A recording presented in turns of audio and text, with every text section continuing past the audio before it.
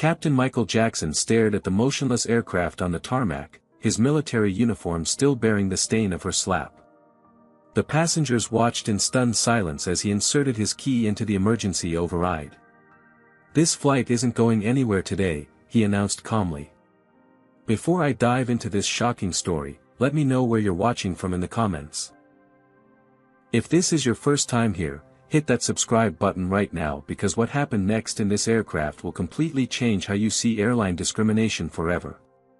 Like this video if you believe everyone deserves respect regardless of their skin color." Major James Washington adjusted his Air Force dress uniform as he stepped onto the jetway at Hartsfield-Jackson Atlanta International Airport. The crisp blue fabric felt heavier today, much like his heart. Just 48 hours ago, he had laid his mother to rest in the red Alabama soil she had loved so much. Now duty called him back to Washington, D.C., where a classified Pentagon briefing awaited him tomorrow morning. James checked his watch.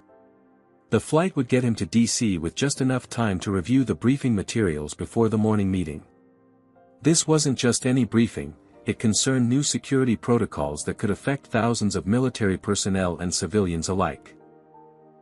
As one of the few African American officers with his level of clearance, James felt the weight of responsibility acutely.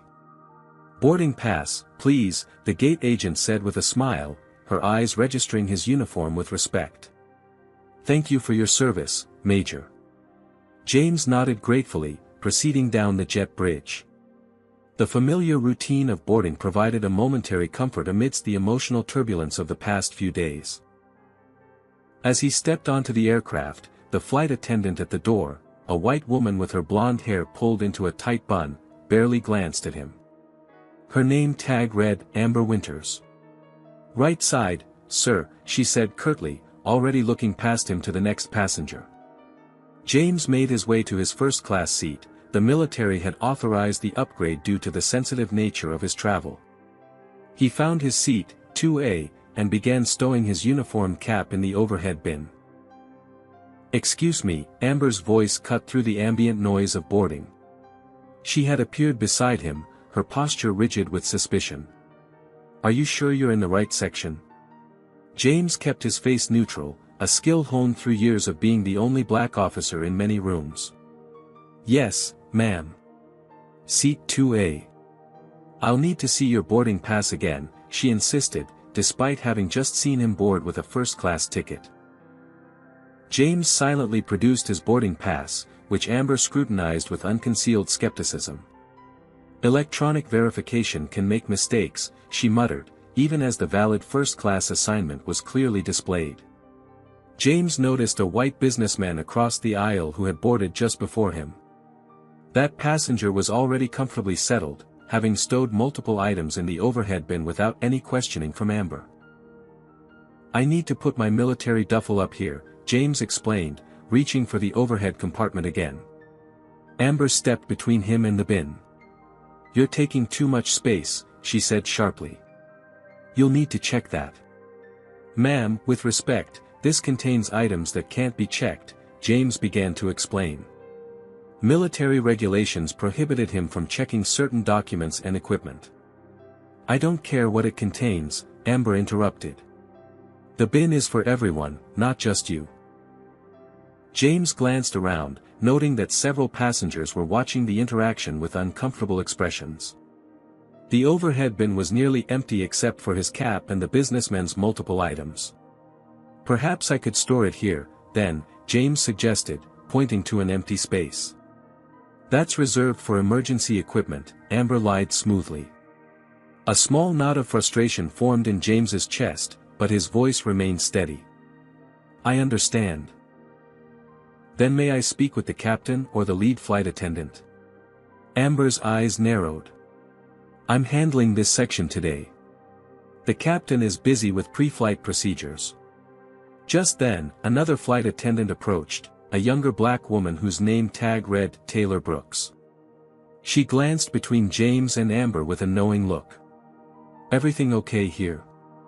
Taylor asked. "Just explaining our space limitations to this passenger," Amber replied, emphasizing the word passenger, as if deliberately avoiding acknowledging James's military status.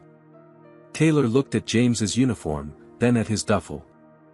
I think we can accommodate the Major's bag, Amber. There's plenty of space in the closet for a military duffel. Amber's lips thinned, but she stepped aside. Fine. But next time, you should follow the checked baggage policy like everyone else. As Amber walked away, Taylor gave James an apologetic look. I'm sorry about that, Major. Can I get you anything before takeoff?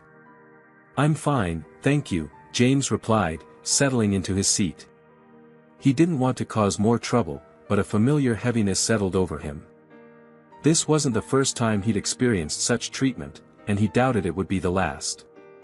The businessman across the aisle leaned over. That was completely uncalled for, he said quietly. I've never seen them hassle anyone about overhead space in first class before. James nodded but said nothing. Years of experience had taught him when to pick his battles. Today, with his mother's funeral still fresh in his mind and the Pentagon briefing looming tomorrow, wasn't the day for a confrontation.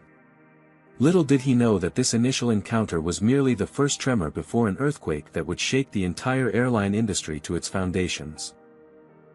The aircraft climbed steadily through the cloud layer, leaving Atlanta behind. James gazed out the window, watching the landscape diminish below, but the tension in the cabin remained palpable.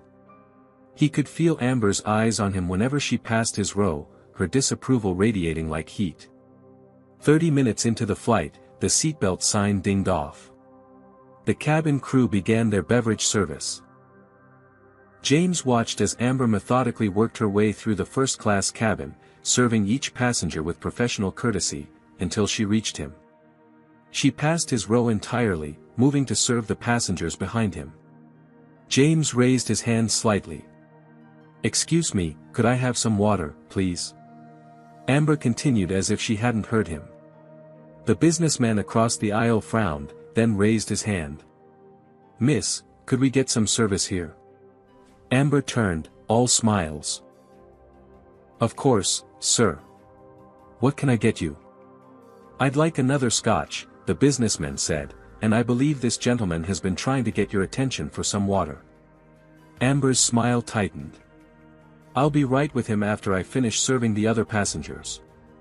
James lowered his hand. It's fine. I can wait. But the beverage cart completed its journey through first class, and still, his request went unfulfilled. The same pattern repeated 20 minutes later when snacks were distributed. The woman seated next to James, a professional-looking white woman in her 30s, had been observing the situation with growing displeasure. She turned to him, offering her untouched bottle of water. Please, take mine. I'm not thirsty, she said.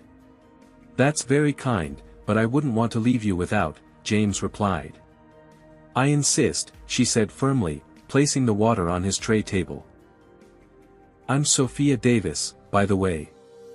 James Washington, he said, accepting the water with a grateful nod.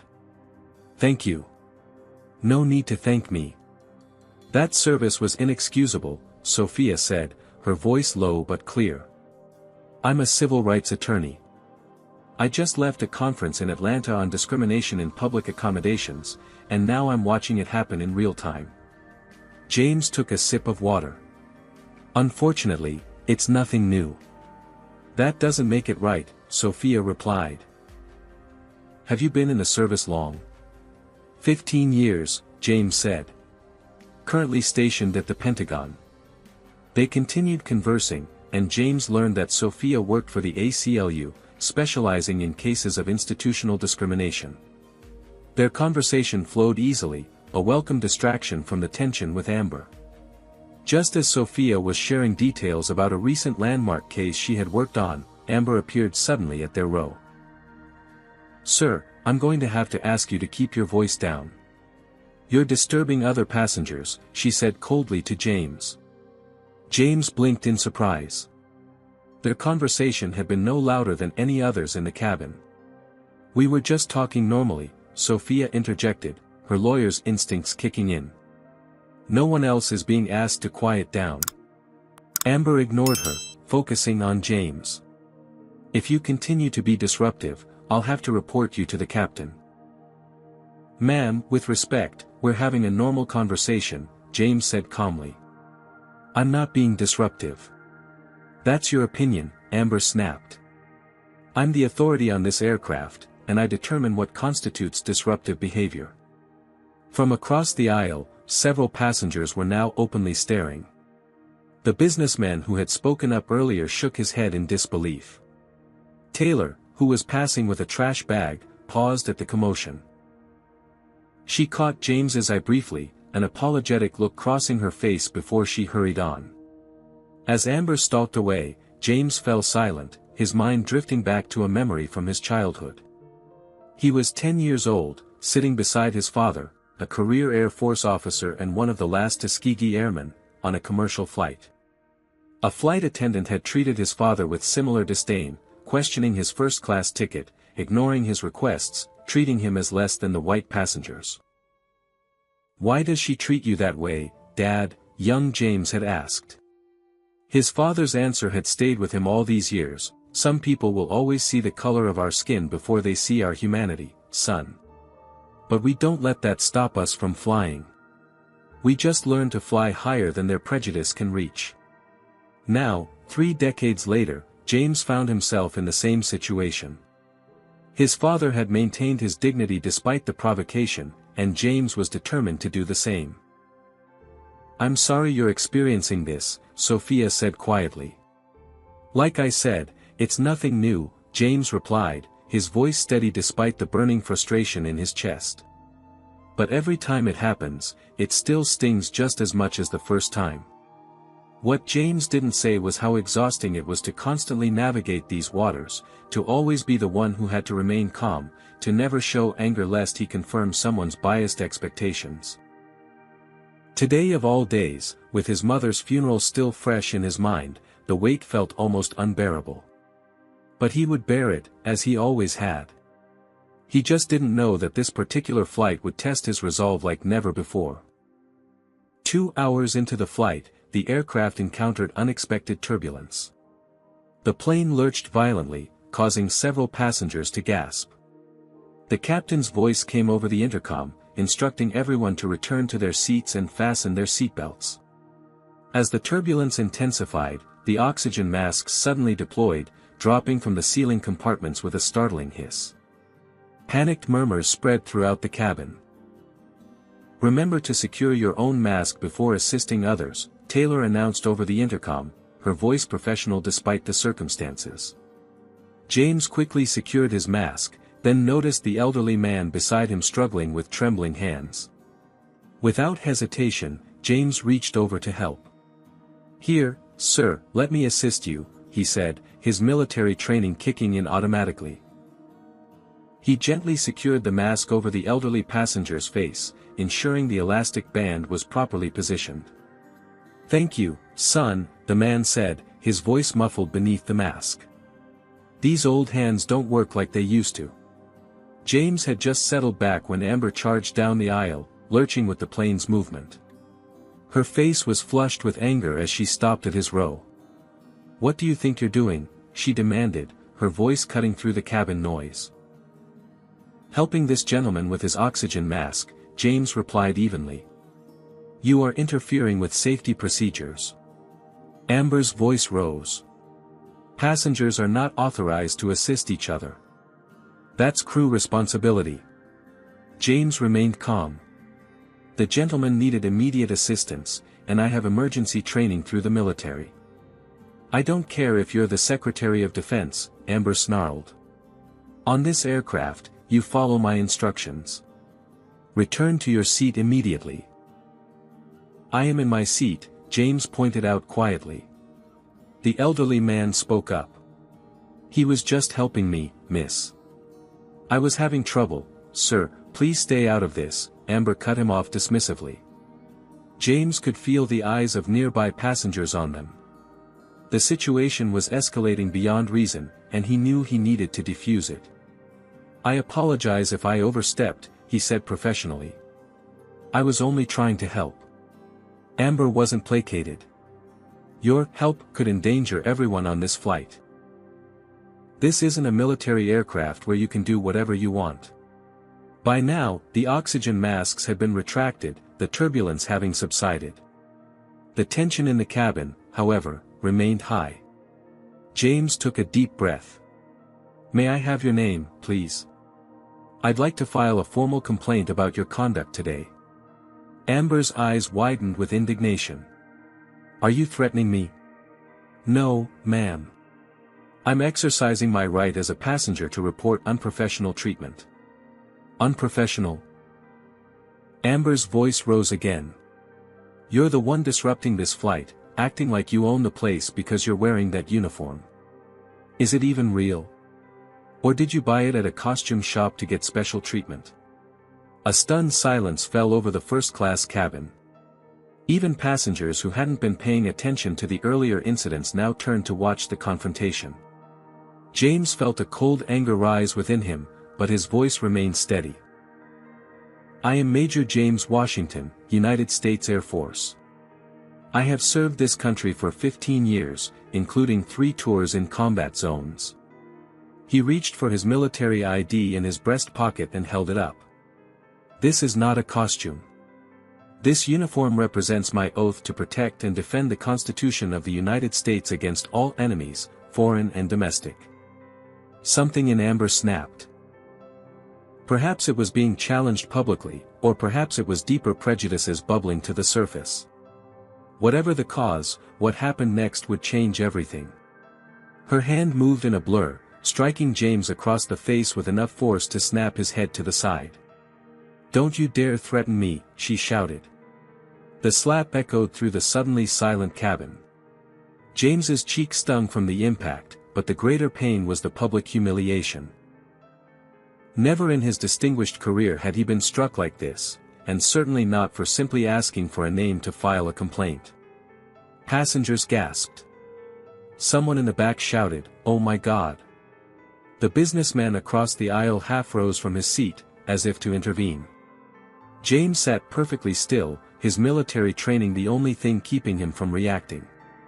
The elderly man beside him placed a trembling hand on his arm in solidarity. I did not threaten you, James said quietly, his dignity intact despite the assault. But you have just committed battery against a military officer. Sophia had her phone out, having recorded the entire incident. And I have it all on video, she announced, her attorney's voice clear and steady. Around the cabin, other passengers also held up phones. The moment had been captured from multiple angles, preserved as indisputable evidence. Taylor rushed forward, her face stricken with horror. Amber. What have you done? Amber seemed to suddenly realize the magnitude of her actions. Her face paled as she looked around at the sea of recording devices and shocked expressions. He was threatening me, she stammered, backing away. You all saw it. He was threatening me. Not a single passenger spoke in her defense. The truth had been too obvious, the injustice too blatant. James touched his cheek, feeling the heat where her hand had struck. In that moment, something shifted inside him. He had always been taught to turn the other cheek, to rise above, to not make waves. But sometimes, justice required action. He hadn't come looking for this fight. But now that it had found him, he would not back down. What the other passengers didn't know, what Amber couldn't have guessed, was that James Washington was about to reveal a side of himself that would change the course of this flight, and perhaps the airline industry itself. The slap had been just the beginning. The real story was about to unfold. Taylor immediately stepped between James and Amber, her face a mask of professional concern overlaying personal horror. Major Washington, I cannot begin to apologize enough, she said, her voice shaking slightly. To Amber, she hissed, go to the back galley. Now. Amber backed away, her earlier confidence evaporating as she realized dozens of passengers were recording the aftermath of her assault. She retreated down the aisle, throwing one last defiant glance over her shoulder. As Taylor led Amber away, the cabin erupted in supportive outrage on James's behalf. That was completely uncalled for. I've never seen anything so unprofessional in my life. She should be fired on the spot. The businessman across the aisle leaned over. Major, I'm a witness to everything that happened. You did nothing wrong. Here's my card, I'm happy to provide a statement. Others quickly followed suit. An older woman too rose back, approached with a tissue. For your cheek, dear. It's beginning to bruise. James accepted the tissue with quiet dignity, the military stoicism that had been drilled into him since his academy days, holding firm despite his inner turmoil. Being assaulted was humiliating enough, having it happen in a public space, in his uniform, added layers of shame that even his training couldn't fully suppress. Sophia, still recording, had shifted into full attorney mode. I'm documenting everything, she told James. And collecting contact information from witnesses. This is textbook assault with racial bias implications. She began moving through the cabin, collecting business cards and contact details from willing witnesses, of which there were many. James sat quietly, processing the events. The sting on his cheek was nothing compared to the familiar ache in his chest. The pain of being judged not by his character or accomplishments, but by the color of his skin. A pain his father had known, and his grandfather before him. As the commotion continued around him, James's phone vibrated in his pocket. Pulling it out, he saw a notification marked urgent from a Pentagon secure channel. He entered his authentication code and opened the message. The contents made his breath catch. Eyes only, Maj, Washington * immediate verification. Cascade Protocol active * security breach detected, commercial aviation sector * engage contingency measures PR Directive 7734 * authorization, Delta Bravo Whiskey * James stared at the screen, the full weight of the message sinking in. What most passengers, what Amber Winters, didn't know about Major James Washington was that he wasn't just any soldier. For the past 3 years, James had been part of an elite joint task force between the Department of Defense and the Federal Aviation Administration. His current assignment included serving as a certified aircraft commander and FAA inspector on special assignment, empowered to conduct random, covert assessments of commercial airline operations and security protocols. His presence on this flight wasn't just about returning from his mother's funeral or attending a Pentagon briefing. It was part of his ongoing mission to evaluate airline security measures from the perspective of an ordinary passenger. And he had just been physically assaulted by a crew member. Under the protocols established by his task force, this constituted a critical security breach, one that gave him the authority to take immediate action, including grounding the aircraft if necessary. James touched his cheek again, feeling the heat of the slap still burning there. All his life, he had been taught to endure, to rise above, to be professional in the face of discrimination. But this wasn't just about him anymore. This was about doing the job he was sworn to do. The moment Amber Winters had slapped him, she hadn't just assaulted James Washington the man, she had compromised the security framework of the entire aircraft. And he had a duty to respond. Do you think Major Washington should use his authority to ground the plane? Comment 1 if you believe he's justified, or 2 if you think he should just file a report later. Hit that like button if you're shocked by the flight attendant's behavior, and make sure you're subscribed to see what happens next in this incredible true story. What would you do if you were in Major Washington's position, facing such blatant discrimination while holding the power to take action? Let's find out what he decided to do. James tucked his phone away and stood up. The cabin was still buzzing with agitated conversations about the incident, but he moved with the calm purpose that had characterized his military career. Taylor, he called quietly as he spotted the flight attendant returning from the galley. I need to speak with the captain immediately. Something in his tone made Taylor pause. Sir, the captain is occupied with flying the aircraft. I can take a message. James reached into his inner pocket and withdrew a small leather case. He opened it, revealing a set of credentials that made Taylor's eyes widen. Major James Washington, United States Air Force, Joint Aviation Security Task Force, he said formally. I am an FAA inspector with Level Alpha clearance. I need to speak with Captain Miller now. Taylor stared at the credentials, then at James, comprehension dawning on her face. You're not just a passenger. No, I'm not, James confirmed. And what just happened constitutes a serious security breach under federal aviation regulations. Taylor swallowed hard. Follow me, please. As they moved toward the cockpit, whispers followed them. Passengers who had witnessed the assault were now watching this new development with intense curiosity.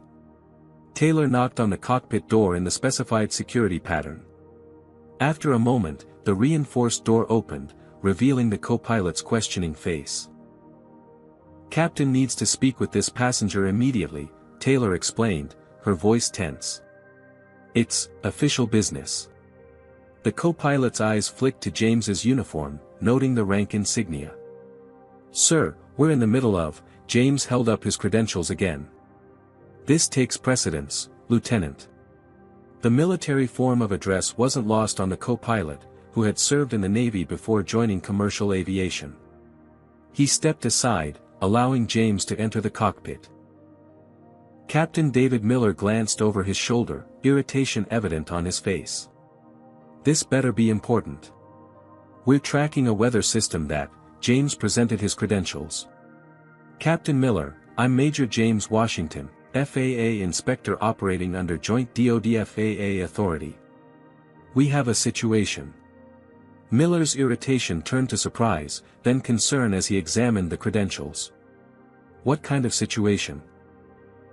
One of your flight attendants, Amber Winters, just physically assaulted me in full view of multiple passengers, James stated calmly. Prior to that, she engaged in a pattern of discriminatory behavior that I've been documenting as part of my observation duties. Miller handed back the credentials, his face darkening. That's a serious allegation, Major. It's not an allegation.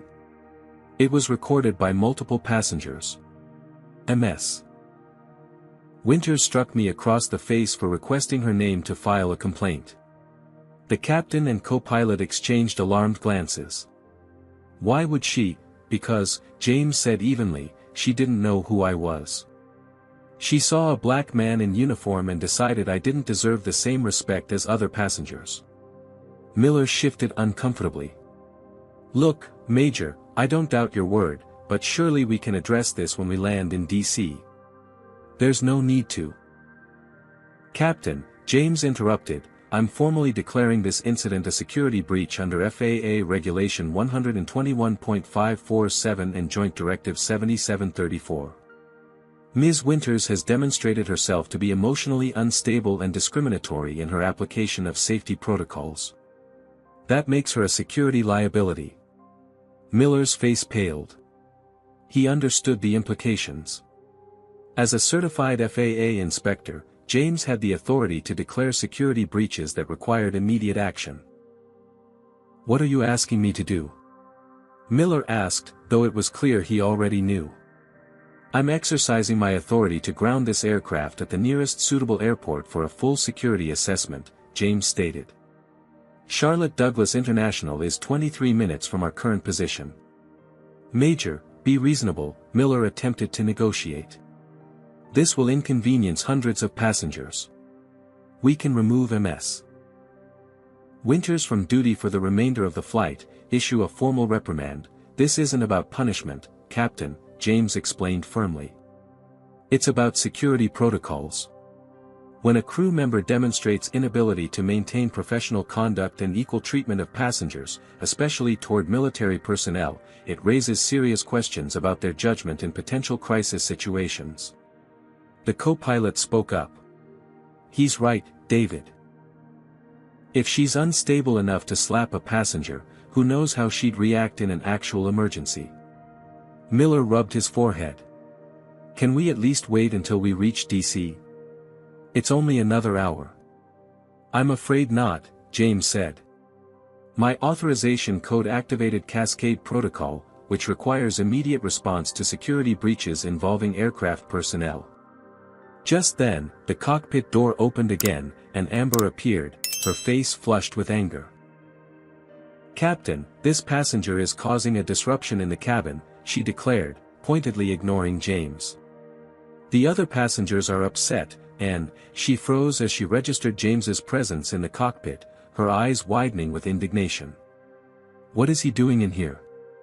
This is a restricted area." Captain Miller's jaw tightened. "Ms. Winters, this is Major Washington. He's an FAA inspector with full clearance." The color drained from Amber's face, but she quickly recovered. "That's impossible. He's just a passenger trying to intimidate us because I maintain proper cabin discipline." James said nothing, simply held up his credentials for her to see. Amber's eyes darted from the credentials to James, then to the captain. "This is ridiculous. You can't possibly believe this affirmative action in uniform. He probably stole those credentials." The cockpit fell silent. Even Amber seemed to realize she had crossed a line from which there was no return. Captain Miller's voice was ice cold when he finally spoke. "Ms. Winters, you are relieved of duty effective immediately. Return to the crew rest area and remain there until we land." "But Captain, that's an order," Miller cut her off. "One more word and I'll add insubordination to the list of violations in my report." Amber's face contorted with rage and humiliation. "This is discrimination against me. He comes in here throwing his weight around because of his uniform, and you just cave. What happened to Captain's authority?" Miller stood up, his full height imposing in the confined space. "My authority recognizes the chain of command, Ms. Winters. Major Washington outranks both of us in this situation." "This is ridiculous," Amber spat. "He's just a passenger who you physically assaulted," Miller finished for her. "An action that was recorded by multiple witnesses and will now trigger a full FAA investigation. Now remove yourself from my cockpit before you make this situation worse." As Amber stormed out, James turned back to Captain Miller. "I'm officially invoking my authority under Cascade Protocol to ground this aircraft at Charlotte Douglas International. Please make the necessary arrangements with air traffic control." Miller nodded grimly, reaching for his radio. "For what it's worth, Major, I apologize for my crew members' conduct. That's not what our airline stands for." "I know, Captain," James replied. "That's why we have these protocols, to ensure isolated incidents don't compromise the overall integrity of commercial aviation." As Miller began communicating with air traffic control, James felt a complex mix of emotions. He took no pleasure in disrupting the travel plans of his fellow passengers. But he had sworn an oath to uphold the safety and security of the nation's aviation system, and today, that oath demanded action. The aircraft banked slightly to the left, changing course for Charlotte. In 23 minutes, this flight would be on the ground, and the real consequences would begin to unfold. "Ladies and gentlemen, this is your captain speaking," Miller's voice came over the intercom, the practiced calm of thousands of flight hours barely masking the tension underneath. "Due to an operational issue, we will be making an unscheduled landing at Charlotte Douglas International Airport. We expect to be on the ground in approximately 20 minutes. Please remain seated with your seatbelts fastened." A collective groan rose from the cabin, followed by a buzz of confused conversations. Passengers checked watches and phones, calculating delays and missed connections. James returned to his seat, aware of the curious glances following him. Sophia leaned over immediately. "What's happening?" she asked. "Are we diverting because of the incident?" James nodded slightly. "It's a security protocol.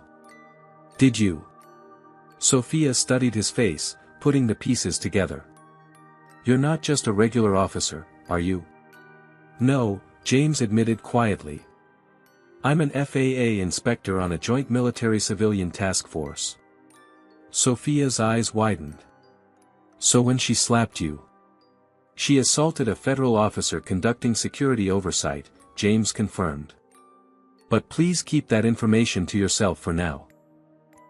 In the back of the plane, Taylor was briefing the rest of the crew in hushed, urgent tones. From his seat, James could see their shocked expressions. Amber, meanwhile, had isolated herself in the rear galley, her body language radiating fury and defiance. A dangerous whisper campaign was beginning. James could hear snippets as flight attendants moved through the cabin, preparing for landing. Just doing it for revenge. Throwing his weight around. Didn't have to divert the entire flight. James kept his gaze forward, his expression neutral. Let them talk. The truth would emerge soon enough. The aircraft began its descent into Charlotte. Through the window, James could see emergency vehicles assembling on the tarmac, standard procedure for an unscheduled landing. What wasn't standard was the black SUV with government plates pulling up alongside them. The touchdown was smooth, Captain Miller demonstrating his skill even under pressure. As the aircraft taxied to its designated position, the seatbelt sign remained illuminated. "Ladies and gentlemen, this is Captain Miller," came the announcement. "We have arrived at Charlotte Douglas International. At this time, I must ask all passengers to remain seated. We will be met by airline representatives who will provide further instructions." The aircraft door opened, and 3 individuals boarded. A woman in an airline executive uniform with a director's badge, and 2 men in suits that practically screamed, federal agents. James rose as they approached his seat, presenting his credentials before they could ask. "Major Washington," one of the agents acknowledged with a professional nod. "We were notified of the cascade activation. Is the subject secured?" "Rear galley," James replied quietly. The airline executive stepped forward, her face a mask of corporate concern. "Major Washington, I'm Amanda Torres, Director of In-Flight Services for the Eastern Region. On behalf of the airline, I want to express our deepest," "Ma'am," James interrupted politely, "I appreciate the sentiment, but we should continue this conversation off the aircraft. There are protocols to follow." Torres nodded crisply. "Of course. We have a private room prepared in the terminal." Captain Miller's voice came over the intercom again. "Ladies and gentlemen, we apologize for the inconvenience. We will be deplaning shortly. Representatives will be available in the terminal to assist with connecting flights. We thank you for your patience." As the passengers began to gather their belongings, Sophia touched James's arm. "I've collected contact information from 12 witnesses," she said. "And I have the entire incident on video. Whatever you need, legally speaking, you have my support." "Thank you," James said sincerely. The businessman across the aisle approached. "Major Brad Thornton, former Navy. What that attendant did was disgraceful. You have my statement whenever you need it." One by one, passengers offered words of support as they filed past James toward the exit. The elderly gentleman he had helped with the oxygen mask clasped his hand firmly. "My son served in Desert Storm," he said. "Men like you make this country great. Don't let them tell you different." James nodded, momentarily unable to speak past the emotion tightening his throat. As the cabin emptied, James followed Torres and the agents down the jetway. In the terminal, a scene was unfolding that he hadn't anticipated. News crews were already setting up, their cameras trained on the gate area. "How did they get here so fast?" Torres muttered, visibly dismayed. One of the agents checked his phone. "It's trending on social media. #Justice for Major Washington." James felt a momentary disorientation. This was moving faster than he had expected.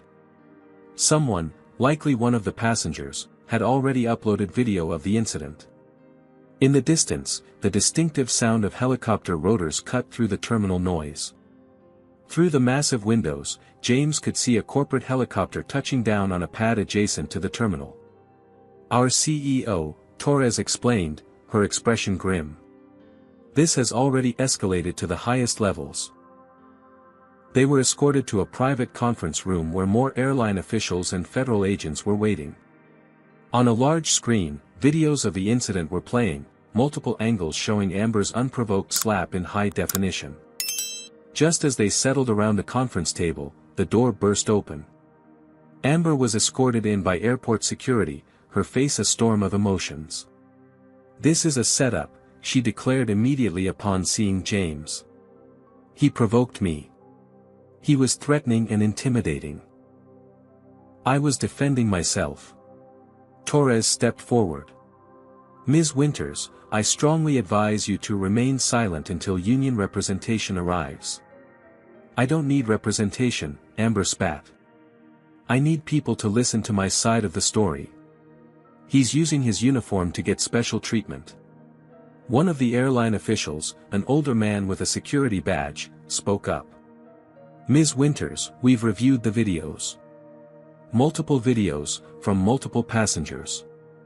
There was no provocation." "Videos can be misleading," Amber insisted.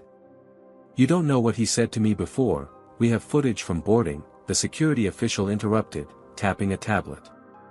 "We have you questioning Major Washington's first-class ticket. We have you denying him overhead bin space while allowing others to use it freely. We have you ignoring his requests for water while serving other passengers. The pattern is quite clear." Amber's face paled. That's not what happened. Ms. Winters, Torres said firmly, "pending a full investigation, you are suspended effective immediately. Please surrender your credentials and company devices. This is discrimination." Amber cried. "You're taking his side because of his uniform and his race." The room fell silent. Even Amber seemed to realize she had just confirmed the very bias she was trying to deny. James, who had remained silent through this exchange, finally spoke. "Ms. Winters, this isn't about taking sides. It's about professional conduct and aviation security. When any crew member demonstrates inability to maintain composure under pressure, it creates a safety risk for everyone on board." "Don't lecture me about safety," Amber retorted. "I've been flying for 12 years. You're just some military guy who thinks he knows everything." James didn't respond to the provocation. Instead, he turned to Torres. "Director, I'd like to review Ms. Winters' employment record as part of my security assessment." Torres hesitated. "That would require approval from HR and legal, but given the circumstances, I'll handle the paperwork," one of the federal agents interjected, producing a form. "This falls under Cascade Protocol authority." As the administrative details were being sorted, the door opened again. A distinguished older black man in an expensive suit entered, flanked by two younger executives. "Harold Washington," the man introduced himself. "Major Washington's father." James stood in surprise. "Dad? How did you? I was watching CNN when your face appeared on screen, son," Harold explained. "I made some calls." Harold Washington was no ordinary father. A retired Air Force colonel and one of the last surviving Tuskegee Airmen, he had later become a prominent civil rights attorney and served on several corporate boards, including, as it happened, the board of this very airline. "Colonel Washington," Torres said, clearly recognizing him. "I didn't realize Major Washington was your son." "Few people make the connection," Harold said mildly. "We prefer it that way. My son has always insisted on making his own path." He turned to James. "Although today, I'm not here as your father. I'm here as a board member of this airline, and I'm deeply disturbed by what I've witnessed." The dynamics in the room shifted palpably. What had been a serious incident was now a potential corporate crisis with one of the airline's own board members personally involved. "Colonel," Torres began cautiously, "we are taking this incident extremely seriously. Ms. Winters has been suspended pending investigation, and will be implementing immediate remedial actions." "Director Torres," Harold interrupted gently, "I've been hearing those same assurances for over 50 years. What I haven't seen is systemic change." He turned to James. Son, I know you were raised not to make waves. To be the model of military professionalism regardless of provocation. But sometimes, progress requires more than quiet dignity. Sometimes it requires action. James nodded, understanding his father's meaning perfectly. This wasn't just about one incident or one flight attendant. It was about patterns of behavior that had persisted for generations. The security review will be thorough, James promised. And the findings will be public. As the meeting continued, James found himself thinking about his mother's funeral just days ago. She had always told him, when you face injustice, make it mean something beyond yourself. Today, perhaps, he had the chance to do just that.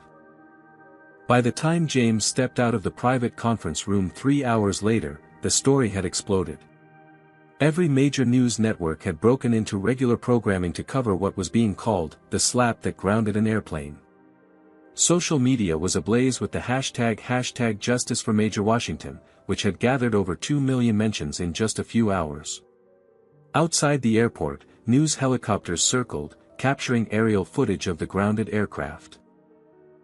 Inside the terminal, passengers from the flight were giving interviews, many showing their recordings of the incident on their phones. It was the most blatant discrimination I've ever witnessed, one woman told a CNN reporter. He was nothing but polite and professional, and she treated him like he didn't deserve to breathe the same air. James's phone hadn't stopped vibrating with notifications. Messages from fellow officers, old friends, former classmates.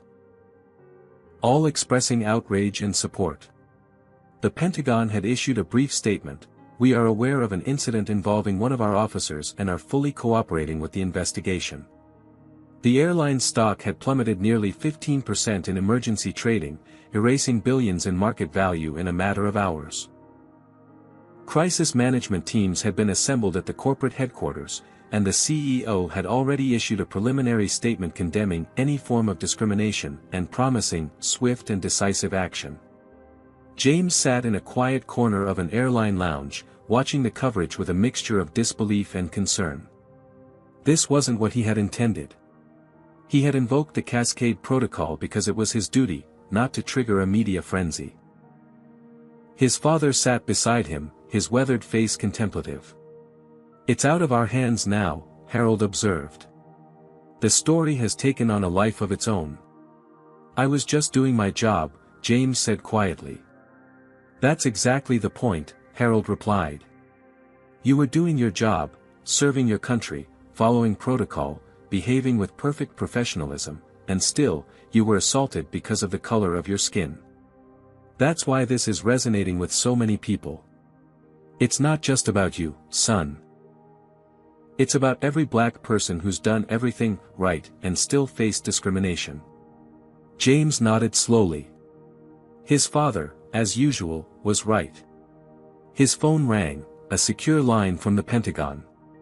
James excused himself to take the call. "Major Washington," he answered. "James, it's General Roberts."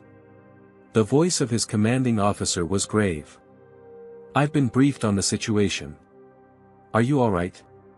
"Yes, sir. Just a bit overwhelmed by the media attention." "Understandable. Listen, there's something you should know. The briefing you were heading to tomorrow? It was about implementing new anti-discrimination protocols for airlines serving military personnel." James closed his eyes, the irony hitting him full force. "Sir. We've had increasing reports of military personnel, particularly minorities, facing discrimination on commercial flights. Your task force was being assigned to develop new security frameworks that would address these issues. And now I've become a case study," James finished. "Exactly. The secretary wants to accelerate the timeline. He's calling for congressional hearings next week. You'll be asked to testify." James took a deep breath. "I understand, sir. This isn't what any of us wanted, James. But sometimes, the mission finds us in unexpected ways." After ending the call, James rejoined his father. Harold took one look at his face and understood. The Pentagon's involved now, he stated rather than asked. Congressional hearings next week, James confirmed. They want me to testify. Harold nodded. Good. This needs to be on the record. A soft knock interrupted them. Sophia stood at the door of the lounge, her attorney's portfolio under her arm. Major Washington. I've prepared preliminary statements from 27 passengers who witnessed the incidents throughout the flight. Not just the slap, but the pattern of discriminatory behavior from boarding onwards. James gestured for her to join them. Thank you, Ms. Davis. This is my father, Colonel Harold Washington, retired. Sophia's eyes widened in recognition. Colonel Washington. The Tuskegee airman who later argued Bennett versus Southern Airways before the Supreme Court. Harold smiled modestly. That was a long time ago. That case is still taught in law school, Sophia said with genuine admiration. It established the precedent for discrimination claims in the transportation sector. She turned to James. You didn't mention your father was a civil rights legend. It never came up, James said simply. Their conversation was interrupted by another arrival, Taylor Brooks, the flight attendant who had tried to intervene during the flight. Major Washington. May I speak with you? She asked hesitantly. James nodded, and Taylor joined their group, her expression troubled. I wanted to apologize, she began. Not just for what Amber did, but for not stepping in sooner. I saw how she was treating you from the moment you boarded, and I should have said something immediately. You did try to help, James acknowledged. Taylor shook her head. Not enough. And, you should know this isn't isolated. Amber has a history of complaints from minority passengers. Nothing ever came of them because they were always dismissed as misunderstandings or cultural differences. Sophia leaned forward. You're saying the airline was aware of previous incidents? Not officially, Taylor clarified. Complaints get filed, but they rarely make it past the first level of review. There's a culture of looking the other way. James and his father exchanged glances. This was exactly the kind of systemic issue that the Cascade Protocol was designed to uncover. Would you be willing to testify to that effect? James asked carefully. Taylor straightened her shoulders. Yes. I've been silent too long. What happened today, it was the breaking point. I can't be part of a system that allows this kind of behavior to continue. As they discussed the details, James's phone buzzed with a news alert. He opened it to find his own face staring back at him from the screen. The cheer-in read, exclusive, Major Washington's secret mission revealed. The reporter was explaining, sources tell us that Major Washington wasn't just any passenger. He's part of an elite joint task force between the Pentagon and the FAA, tasked with evaluating airline security measures. The flight attendant didn't just slap a passenger, she assaulted a federal inspector in the course of his duties. James set the phone down, a new weight settling on his shoulders. His cover was blown, which meant his current assignment was compromised. But perhaps that was for the best. Sometimes the most important missions weren't the ones you were assigned, but the ones that found you when you least expected them. Outside the lounge windows, the sun was setting over Charlotte Douglas International Airport. The grounded aircraft sat on the tarmac, a silent testament to the events of the day. But the real impact was just beginning to unfold. In boardrooms and government offices, in news studios and social media feeds, and in the hearts and minds of everyone watching this story play out on the national stage. For James Washington, what had begun as a routine flight home had become something much more significant, a moment of reckoning that would resonate far beyond one aircraft or one incident. And in his heart, he knew his mother would have been proud. 1 week later, James adjusted his uniform as he prepared to enter the congressional hearing room. The past 7 days had been a whirlwind, interviews, depositions, meetings with Pentagon officials, and countless calls from civil rights organizations offering support. The airline had moved swiftly in damage control mode, firing Amber Winters within 48 hours and announcing a comprehensive review of its diversity and inclusion policies. But the story had grown beyond one incident or one company. It had become a national conversation about discrimination in commercial aviation, a conversation that would reach its crescendo in today's hearing. "Ready, son?" Harold asked, straightening James's already perfect tie in a gesture that was more paternal comfort than practical necessity.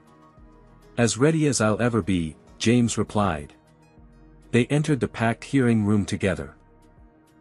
Cameras flashed, and journalists called out questions as they made their way to the witness table. James noted the airline's CEO and several executives seated in the row behind where he would testify. Senator Gabriela Martinez, chairwoman of the Transportation Committee, called the session to order. "Today we address disturbing allegations of systematic discrimination in commercial aviation," she began, her voice carrying authority throughout the chamber. "What began as a single incident has revealed patterns that demand our attention and action." James was the first witness called. After being sworn in, he recounted the events on the flight with military precision, clinical, factual, devoid of emotional embellishment. The facts themselves were damning enough. "Major Washington," Senator Martinez asked, "in your professional capacity with the Joint DoD-FAA Task Force, how would you characterize the security implications of what you experienced?" James leaned toward the microphone. "Senator, aviation security isn't just about preventing external threats. It's about ensuring that all aspects of flight operations maintain the highest standards of professionalism and consistency. When crew members apply safety protocols or service standards differently based on a passenger's race, gender, or other characteristics, it creates unpredictability in the system. Unpredictability is the enemy of security." "And would you say this was an isolated incident?" the senator pressed. "No, Senator," James replied firmly. "Based on subsequent investigation, we've uncovered a pattern of similar incidents across multiple airlines, disproportionately affecting minority passengers, particularly those in military uniform." He presented the committee with preliminary findings from his task force. Statistics showing that black passengers were 3 times more likely to be questioned about their seating assignments, twice as likely to be denied overhead bin space, and 4 times more likely to have their complaints dismissed without formal review. "These aren't just customer service issues," James explained. "They're security vulnerabilities. When airline personnel make subjective judgments based on biases rather than objective criteria, they create gaps in the security framework that can be exploited." The hearing continued with testimony from Taylor Brooks, who courageously detailed the internal culture that had protected Amber Winters despite previous complaints. "There's an unspoken understanding," Taylor testified. "Complaints from certain passengers aren't taken as seriously. They're labeled as difficult or oversensitive, and their concerns are minimized."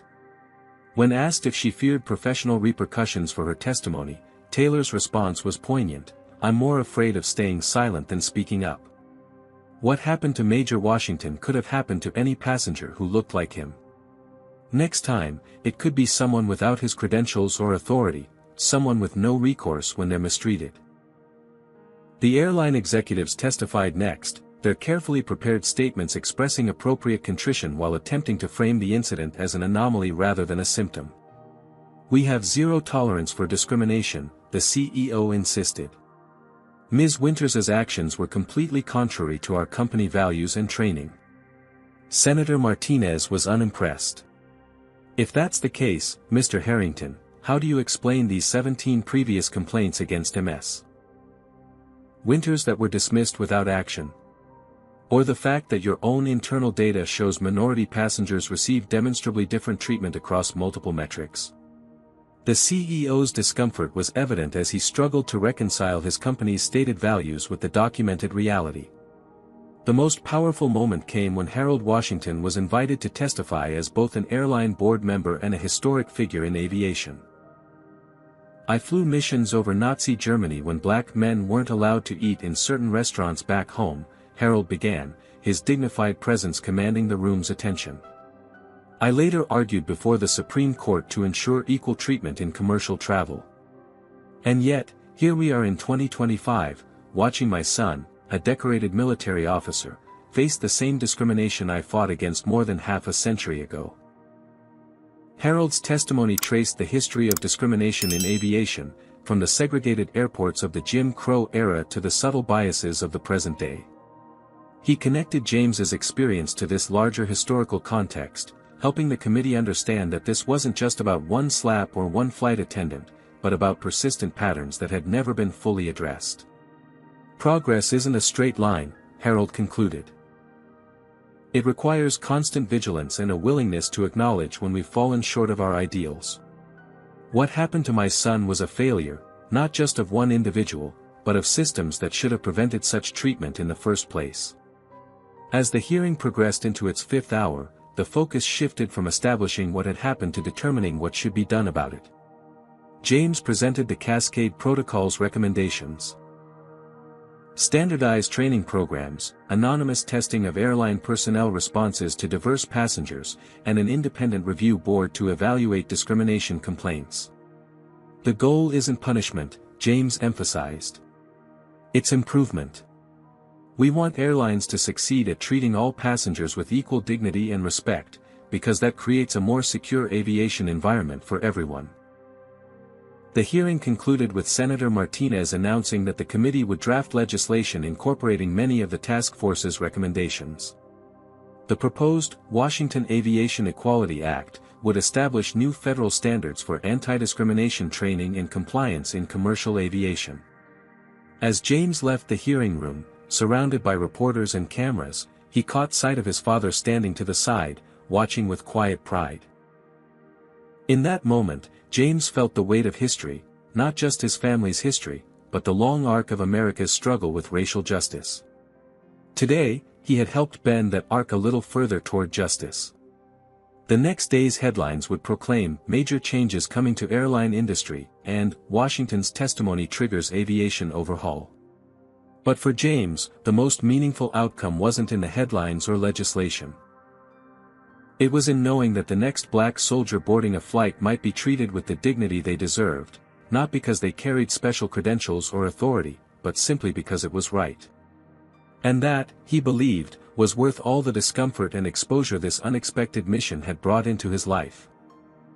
6 months later, James stood at the podium in the Department of Transportation's main conference room, the silver oak leaves of his new lieutenant colonel rank gleaming on his shoulders.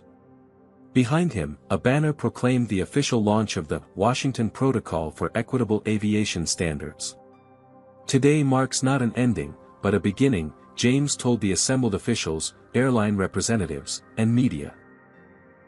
The real work of transformation happens not in hearings or press conferences, but in the daily interactions between airline personnel and passengers of all backgrounds. The past half-year had been a period of remarkable change. Following the congressional hearings, James had been promoted and appointed special advisor to the Transportation Secretary on discrimination in travel. The appointment had come with an expanded mandate to address systemic biases across all forms of public transportation. The changes within the airline industry had been swift and substantial. The Cascade Protocol had been officially expanded and incorporated into FAA regulatory frameworks. Airlines now faced regular, anonymous testing of their personnel's adherence to non-discriminatory practices.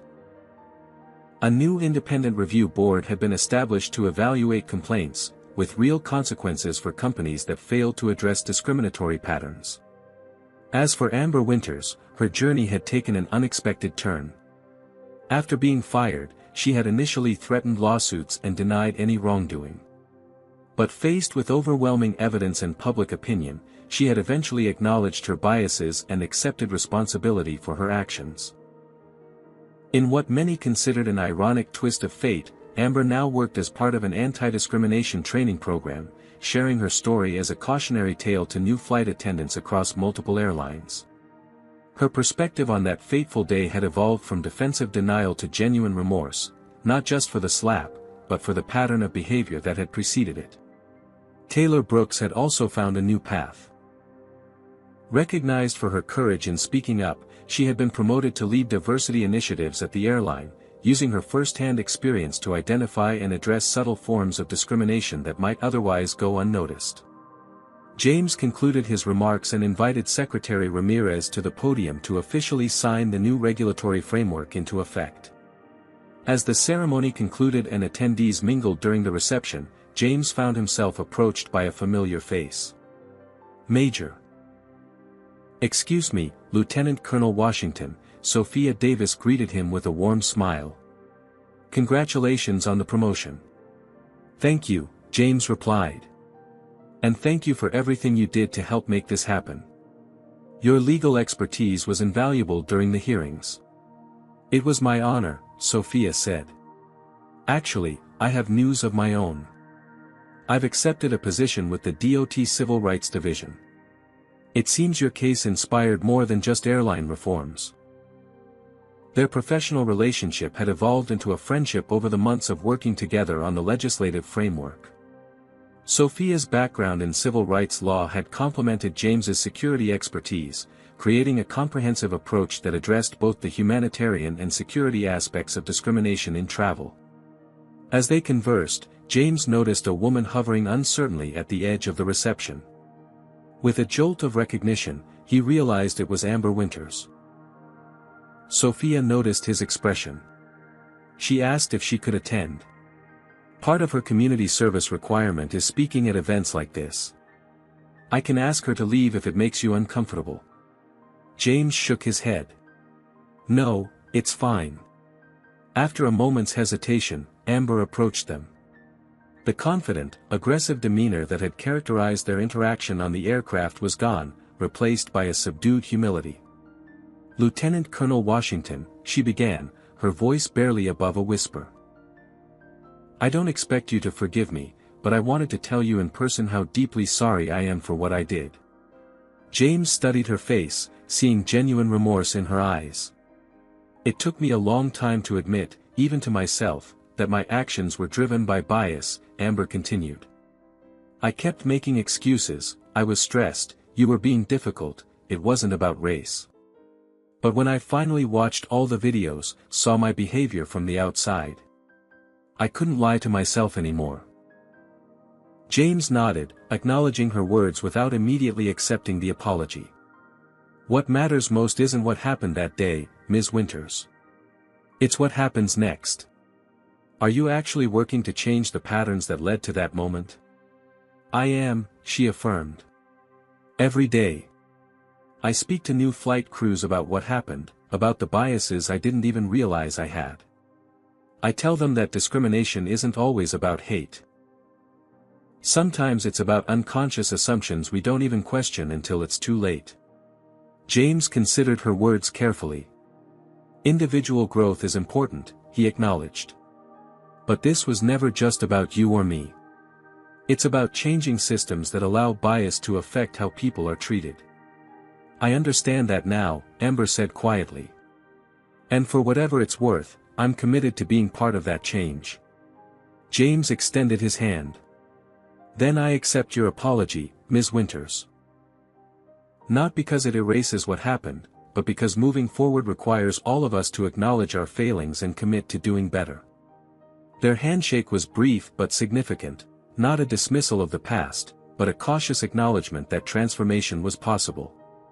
Later that evening, James boarded a flight to visit his father in Alabama.